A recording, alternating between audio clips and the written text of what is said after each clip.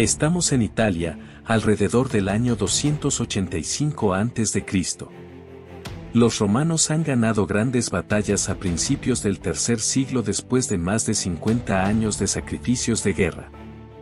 Las legiones tras mucho esfuerzo se destacan venciendo finalmente a la Confederación Samnitas en el centro de Italia.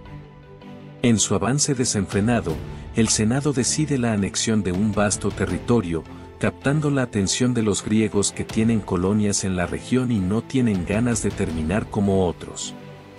Sin embargo, surge ahora una pregunta para todos los enemigos de Roma, después de 50 años de victorias sucesivas: ¿cómo vencer a este ejército que combina superioridad numérica con una organización militar avanzada? Para muchos griegos, la solución no es complicada. Solo la intervención de un rey poderoso como Pirro podría cambiar la situación. Así que, apenas los romanos creen haber ganado la guerra, otra amenaza golpea a su puerta. Pero como suele suceder, es precisamente en la catástrofe donde Roma logra reformarse y volverse más fuerte que nunca. En el año 285 antes de la Era Común, después de una serie de grandes victorias contra los etruscos y los celtas galos, la ciudad nunca había experimentado tal poder. El pueblo, embriagado de triunfos y éxitos sin precedentes, celebra no solo sus victorias militares, sino también sus triunfos políticos. Pero, no todo era color de rosa, y eso es básicamente porque siempre había existido un conflicto entre la nobleza romana, los patricios, y las clases populares conocidas como la plebe. Mientras Roma siempre está amenazada y las tensiones bélicas afectan a los más humildes, los ricos se ven obligados a ceder cada vez más derechos. Ya hemos hablado de los tribunos con derecho de veto, de los 2 cónsules elegidos anualmente por la asamblea de soldados, al menos uno de ellos proveniente de la plebe. También hemos mencionado las reformas de deudas, reducidas o canceladas tras victorias, como la Lex Hortensia en el 287 a.C. Ahora, el Consejo de la Plebe puede votar plebiscitos que, si son ratificados, son vinculantes tanto para la plebe como para los patricios. En otras palabras, una ley puede ser discutida y proclamada por el pueblo y la nobleza. Sin embargo, en la práctica, si bien la nobleza ha perdido ciertos monopolios, los recupera rápidamente mediante la corrupción y el clientelismo. Por ejemplo, si un cónsul es de origen plebeyo, oficialmente representa a los más modestos, pero en la práctica puede estar al servicio de los intereses de la clase superior. Lo mismo ocurre con el consejo de la plebe: si los patricios no pueden ingresar, pueden influenciarlo desde adentro comprando votos ciudadanos. Aunque Roma se transforme en una república con corrupción, sería un error considerar a la nobleza como un bloque unido y fraternal. Por el contrario, las grandes familias son competidoras entre sí, disputándose el poder. Dado que ahora se requiere apoyo popular para gobernar, cada político construye una clientela lo más amplia posible. Por clientela entendemos un conjunto de ciudadanos que reciben pagos, favores o asistencia a cambio de su voto en las asambleas. Y si el dinero y los regalos no son suficientes, la guerra se convierte en la mejor manera de hacer crecer esa clientela. Por razones de política interna, los romanos se vuelven dependientes de intervenciones en el exterior. En ese momento, muchas ciudades solicitan protección militar, ya que las aristocracias enfrentan revueltas o amenazas en sus territorios. Muchas recurren a los romanos para protegerlas, permitiendo que la legión se establezca en Lucania y apoye a las ciudades griegas del Golfo de Tarento. Por ejemplo, en el 285 a.C., la ciudad de Turius solicita a los romanos para enfrentar a un ejército de los ucanios que la invade. Prácticamente, esto facilita a las familias romanas en búsqueda de gloria militar. El Senado envía un ejército liderado por un ambicioso aristócrata que rápidamente elimina la amenaza. La demostración de fuerza es tan rápida que ciudades como Itonium, Crotona y Región solicitan la protección romana. El problema es que las potencias del Mediterráneo, como Tarento y Siracusa, no ven con buenos ojos el ascenso romano. Rápidamente, la única solución para los griegos que desconfían de Roma es recurrir al rey Pirro y este soberano de Epiro es un ambicioso que sueña con conquistas. Tarento toma la iniciativa y le propone intervenir en la península. La oferta es irresistible para Pirro, quien, siguiendo los pasos de Alejandro Magno, busca unificar bajo su corona la Magna Grecia, que incluye las colonias griegas en Italia. Su plan consiste en liberar a Tarento de la presión de los romanos y, una vez restaurado el orden, ayudar a Siracusa, que está perdiendo en Sicilia contra otra potencia en expansión, llamada Cartago. Pero el rey Pirro está convencido de que ni Roma ni los cartagineses serán rival para su arma secreta, los elefantes de guerra. En el 280 a.C., a solicitud de Tarento, el rey Pirro desembarca en Italia con un ejército formidable que incluye 20.000 hoplitas, 3.000 jinetes, 2.000 arqueros, 500 honderos y 20 elefantes de guerra. Aunque Roma no enfrenta de inmediato una amenaza, su ejército cuenta con 80.000 hombres, aún no ha sometido completamente a los sucanios, que continúan en guerra. Además, no tiene un control total sobre los samnitas, muchas de cuyas ciudades se rebelan. Tiene numerosos enemigos en Apulia y Lucania, algunos de los cuales rechazan la ocupación romana. En resumen, el Senado debe dividir sus fuerzas, envía una primera armada al norte y una segunda a la colonia de Venusia para evitar que los apulios, los samnitas y los lucanos se unan. La estrategia es sencilla: contener los otros frentes para atacar rápidamente al autoproclamado liberador y empujarlo hacia el mar. En julio del 280 AC, cerca de una ciudad llamada Heraclea, las dos fuerzas enemigas están separadas por el río Siris. Pirro puede contar con 20.000 a 30.000 hombres, mientras que los romanos tienen entre 30.000 y 35.000. El tiempo favorece al rey Pirro, quien espera refuerzos. Este último no tiene prisa, y los romanos se verán obligados a ir a su encuentro. Para anticipar cualquier movimiento, Pirro vigila el puente que permite cruzar el río. Cuando el ejército romano intente atravesarlo, Pirro deberá aparecer repentinamente y enfrentarse a su enemigo en la orilla. Por el lado romano, la caballería encuentra un vado un poco más al sur, cruza el río y ataca el puesto avanzado de Pirro. Los griegos son rápidamente dominados, permitiendo que la infantería romana cruce sin peligro. Pirro ha fallado en su intento, pero el despliegue de los legionarios es extremadamente peligroso. El río está detrás de ellos, y solo hay un puente para retirarse. Sería suficiente empujarlos con las falanges y los elefantes para que los romanos se ahoguen uno tras otro en el río. Cuando los griegos se enfrentan a los romanos, se enfrentan a tradiciones militares muy diferentes.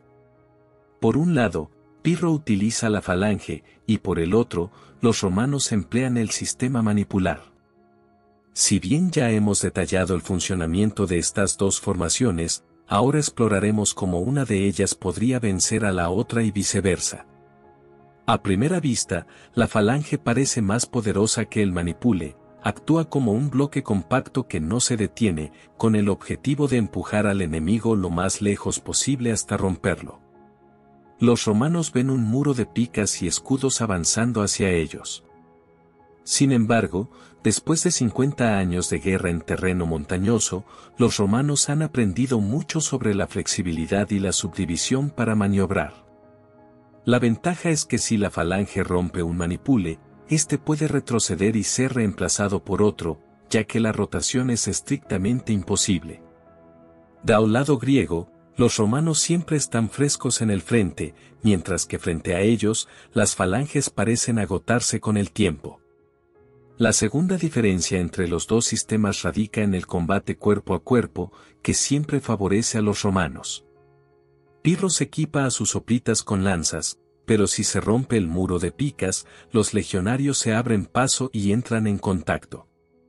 El equipamiento del hoplita no está diseñado para el combate cercano, a diferencia de los romanos, que están armados con una espada corta y letal. En resumen, el legionario tiene a menudo la ventaja sobre el hoplita. Además, donde la línea griega está apretada hombro con hombro, los romanos siempre tienen suficiente espacio para golpear con sus armas.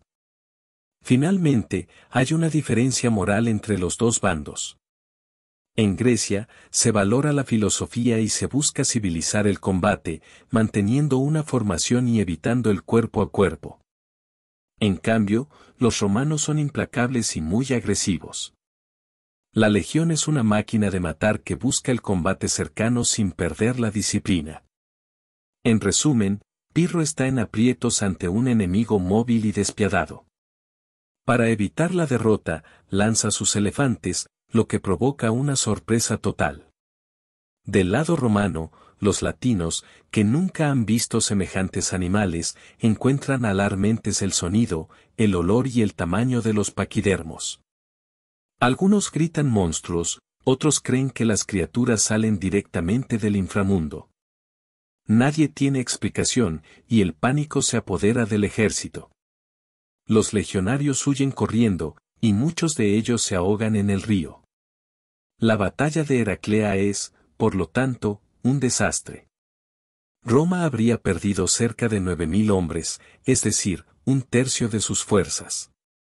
Por otro lado, Pirro lamenta la pérdida de 4.000 hombres, pero ahora puede recibir refuerzos.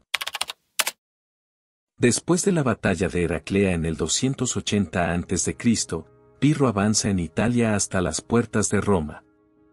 Aunque recibe el apoyo de muchos habitantes, se da cuenta de que no todas las poblaciones están en revuelta contra el ocupante.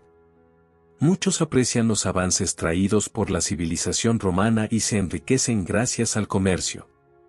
Pirro no es necesariamente bienvenido, y su ejército comienza a quedarse sin suministros. El Senado no lo ataca por miedo a los elefantes. El rey de Epiro se ve obligado a retirarse a Tarento, donde pasa el invierno y descansa a sus hombres. Esto brinda a los romanos la oportunidad de idear una estrategia contra los paquidermos. En primer lugar, un elefante pesa alrededor de 400 toneladas y, lanzado, alcanza la velocidad de un caballo al galope, es decir, unos 30 kilómetros por hora. A la hora del impacto, es prácticamente imparable y nadie está lo suficientemente loco como para enfrentarse a él. Incluso los jinetes son impotentes, ya que los caballos huyen cuando los ven. En respuesta, los romanos planean carros reforzados con púas para herir las piernas de los elefantes. También cuentan con proyectiles como flechas o jabalinas para perforar su piel. Además, los arqueros deben apuntar a las manos, es decir, a quienes montan el animal, y lanzarles recipientes llenos de peso que se encienden. Una vez que los elefantes son derribados, no hay duda de que la legión romana prevalecerá sobre Pirro. En el 279 a.C., con la llegada de la primavera, Pirro se aventura hacia la costa este para unirse a los etruscos, que aún están en guerra con Roma. Rápidamente, las legiones lo interceptan cerca de la ciudad de Aesculum. Esta vez, el rey de Epiro puede alinear a 40.000 hombres gracias a los aliados antiromanos que se han unido a él. Despliega sus falanges en los flancos, dejando el centro a sus aliados y colocando elefantes en reserva, como es habitual. Frente a ellos, los romanos y su apoyo también son 40.000, con 300 dedicados a todo el dispositivo de elefantes. Sin embargo, la mala suerte acompaña a Pirro, ya que el terreno es muy accidentado y los paquidermos están ocultos tras los bosques.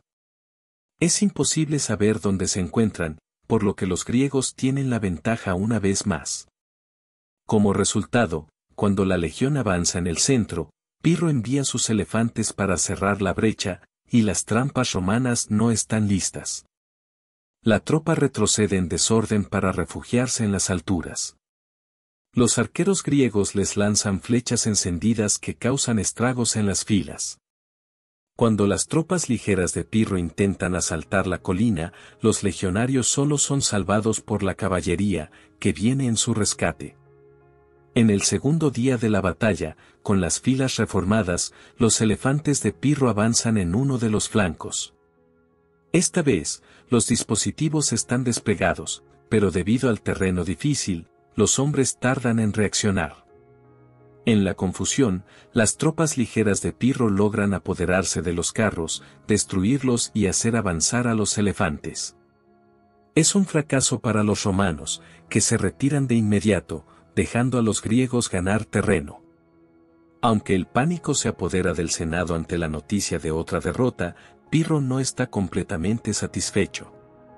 Como antes, sus falanges han sufrido mucho frente a los manipules. Ha perdido cerca de 3.000 hombres, que se suman a los 4.000 muertos del año anterior, de un total inicial de 20.000 a 25.000 hombres, sin contar a los aliados. Esto significa que más de una cuarta parte de sus tropas están fuera de combate. Además, su enemigo puede haber perdido 6.000 hombres, pero nuevas tropas ya están listas. Un análisis que lleva al rey a pronunciar la siguiente frase: otra victoria como esta y estamos perdidos. En resumen, una victoria pírrica significa que se puede ganar militarmente, pero que el costo humano y material de la victoria es demasiado alto para continuar.